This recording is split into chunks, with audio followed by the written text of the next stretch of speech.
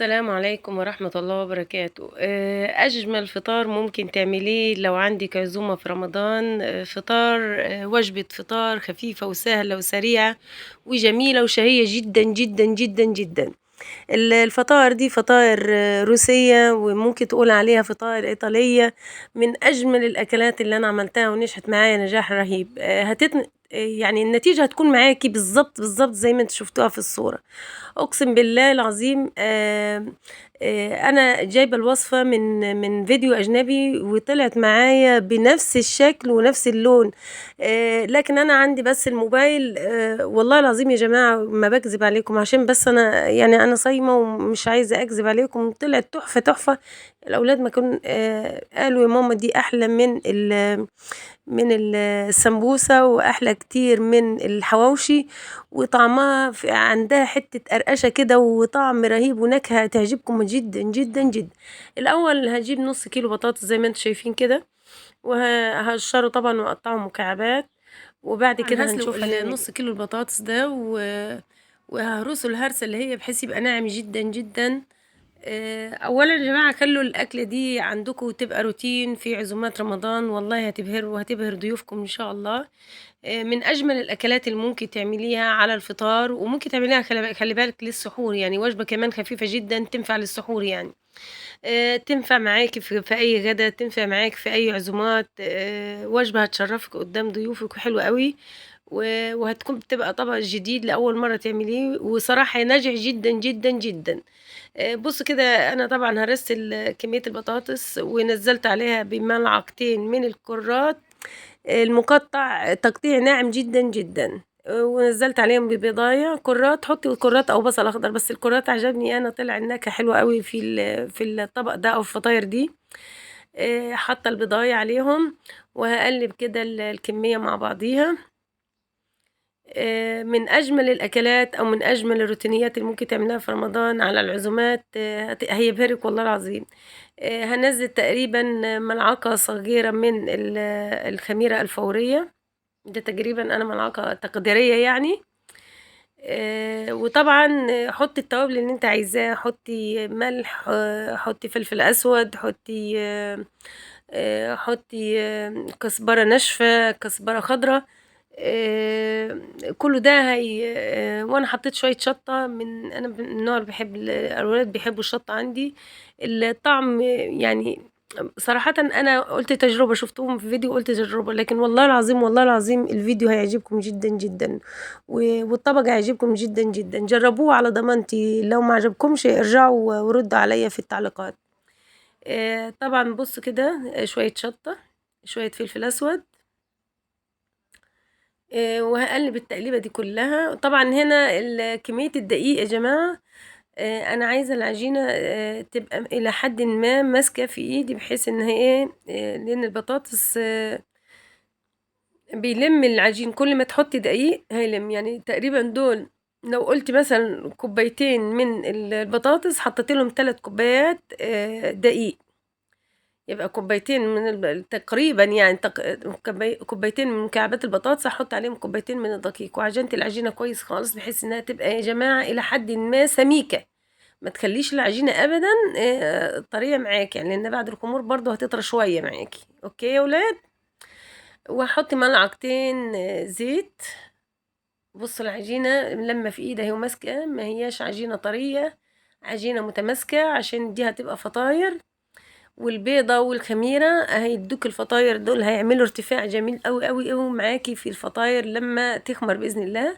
هالِم العجينة معايا، وهاسيبهم شوية لحد ما تخمر. سيبيها تقريبًا نُص ساعة، وغطّيها بورق استرتش، كيس. كده أنا هاروح أجهّز الحشوات اللي أنا هاعملها. عندي بصلاية مفرومة، هاحمّرها، وهانزل عليها بشوية لحمة مفرومة. أو ممكن تعمليها يعني شوية شاورما، ممكن أعمل شاورما بدل اللحمة المفرومة. باقلّب أدي اللحمة أهي، نزلت على باللحمة المفرومة على البصلة، واحط طبعًا عايزة شوية ملح. لاحظي إن أنا العجينة متبلاها ومملحاها كويس يعني. بُصّوا يا جماعة، يعني هنا متاح ليكِ إنِّك أنتِ تقطّعي فطاير كبيرة كده، او ممكن اعمل فطيرة صغيرة بحد ذاتها. فعملت فطيرة واحدة وهركنها في طبق، وهرجع اعمل فطيرة تانية برشة دقيق بسيطة. ولو سايبة معاكي العجينة جامدة حطي رشة نشا، النشا هيمسك العجينة، والنشا ده حلو قوي، هيدي فخامة للعجينة ومش هيخلي ايدك تمسك. لو العجينة ماسكة في ايدك او بتلزق في ايديكي، مش هيخلي العجينة تلزق في ايدك خالص. بص النشا حلو ازاي، انا بفرد على نشا. وادي الفطيرة التانية هحط الحشوات. يعني انا هعمل 3 فطاير. بص 3 حشوات جوه الفطيرة الواحدة لو انت عملتي فطيرة كبيرة. وهرجع بالفطيرة اللي انا فردتها الكبيرة الاولانية، هحط على الفطيرة دي واقطع 3 فطاير، هيبقى عندي كده 3 فطاير مرة واحدة. ده متاح ليكي في الاول. ممكن اعمل الموضوع ده، اعمل فطيرة على قد صغيرة كده، على قد قعرة الكوباية او قد قعرة الكوباية مرتين. بص حطيت الفطيرة التانية عليها، واحاول ان انا اثبت الجناب. ممكن الجناب تعمليها بالشوكة بحيث تثبت معاك. واقطع الفطيرة مثلثات كده زي السمبوسة، بس والله اجمل كتير جدا من السمبوسة. هتعشقوها هتعجبكم جدا جدا جدا بإذن الله يعني. طبعا كده انا هبعد الفطاير عن بعضها المثلثات. وهبتدي طبعا الجناب لو هي مسكت معاكي في الشوكة زي كده، رش عليه على الإطار رشة بسيطة خالص خالص من الدقيق أو النشا، بحيث الشوكة مش هتمسك زي ما انتوا شايفين كده. وعشان تطلع ايه عندي الرسمة بتاعت الشوكة على الجناب، وكمان هتمسك ما تطلعش الحشوات بره. هي طريت مني شوية، بس انا بقول لكم لو انت حاطه كوبايتين بطاطس حطي 3 كوبايات دقيق، عشان ممكن تحطي معلقة نشا كمان عشان تبقى متماسكة معاكي اكتر. بصوا لو انت عاملاها سميكة شوية هتطلع معاكي بالنتيجة دي. وهتطلع معاك بهذه النتيجة، وهيكون افضل لك طبعا. بس هي طريت مني شوية انا، بس رغم الطريان ده والله تحفة تحفة تحفة تحفة. انا بقول لك اعمليها سميكه وانت بتعجني، بحيث ان هي ايه ما تلزقش في ايديكي، لان بعد الخمور طبعا بتطرى اكتر. الرسمه مش ظاهره قوي، لكنها تحفه والله العظيم، تحفه يا اولاد. جربوها واتقنوها اكتر مني. حبيت ان انا انزلها لكم وانزل لكم الفكره والخبره بتاعتي. انا كنت كده يعني قلت ايه، زهقنا من الاكل واللي بنعمله يوميا، فقلت علينا وعلى الفطائر الروسيه او الفطائر الايطاليه. وطلعت تحفة تحفة يعني. هو مش مكلفة خالص والله. بس انت الحشوات ده انت ممكن تحشيها جبنة، يعني عندك جبنة ان شاء الله جبنة قريش يعني، وحطي مع الجبنة القريش حطي بصل اخضر، حطي كرات برضو، هتطلع معاكي حلوة اوي والله. ممكن تحشيها جبنة رومي، موتزاريلا، اي حشوات. بص انا بعمل فطار صغيرة اهي، وبحط الحشوة لوحدها يعني، بحيث تبقى على قد الاكلة.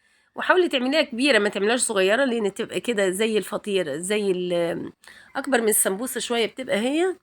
هتديكي إيه فخامة كده وجمال. عايزة تعمليها صغيرة، بس صغيرة بتبقى مش حلوة يعني.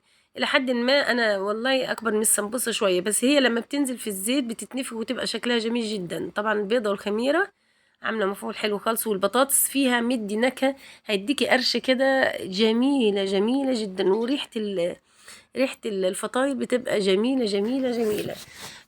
اتمنى لو وصلتوا لحد كده في الفيديو، يا ريت تعملوا لايك واشتراك عشان يصلكم كل ما هو جديد ومفيد. جايباكم فطيرة كمان، فطيرة تانية. الفطيرة دي بإذن الله من فطاير برضو الروسية. الروس حلوين قوي في الفطاير، فجايبالكم فطيرة برضو روسية وغير مكلفة على فكرة، غير مكلفة خالص.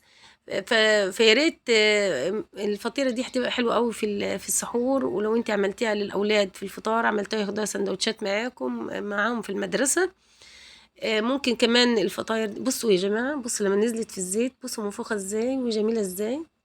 مش عايزة اقول لكم هي بتزيد مرتين 3 في الزيت. بصوا كده بنزلها طبعا في الزيت السخن، ومتماسكة جدا وحلوة قوي قوي. ما كنتش افتكرها كده والله. والله ده يمكن اجمل اكلة انا عملتها رمضان السنة دي، من اجمل الوصفات اللي هتبهركم باذن الله. جربوها ولن تندموا ابدا. سبحان الله يعني. الدنيا مليانة بالافكار الأفكار الجديدة والأكلات الجديدة نجرّب. بُص أنا هنا عملت بعضها بالجبنة وبرضه بالكرات. بُص الشكل هو المفترض إنه هيطلع معايا في الصورة كده، بس أنا عشان الموبايل عادي فما طلعش كده والله. ولو أنتِ مسمّكاها هتطلع معاكِ رسومات على الجنب كده، لكن أقسم بالله العظيم أقسم بالله هي شبه كده عندي بالضبط، بس أنا الموبايل تصويره وِحِش، عشان ما أكدبش عليكم أنا صايمة أساسًا ومش عايزة أكدب. فجرّبوها مش هتندموا أبدًا، بالعكس هتدعوا لي بإذن الله. لو وصلتوا لحد هنا ما تنسوش اللايك والاشتراك. في نهاية الفيديو لا يسعني إلا أن أستودعكم في رعاية الله، دمتم في حفظ الله وأمنه